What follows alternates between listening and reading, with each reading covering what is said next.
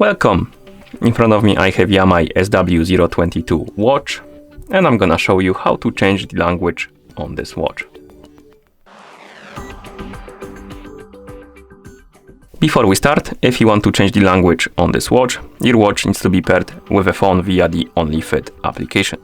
Once the devices are paired together, we can continue, and now we need to open the OnlyFit application on the phone that is paired with our watch.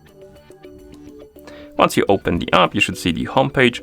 Now you can tap on the device icon to open the device page, and on this page you should see your SW022 watch right here, and it should say connected. Now scroll down and find the option called switch language. Select it, and here we have the list of languages we can select from. Find the language you would like to use, tap on it to select it, and once you select it, it's gonna start loading, and then it will apply the language. Now we can go back to the device page. Come on, let's go back. Okay, we're back. We can wake up the screen on our watch to check the language, and it should be in Deutsch, and as you can see, it is working. And once you're done, of course, you can close the app, and that's how you change the language on this watch.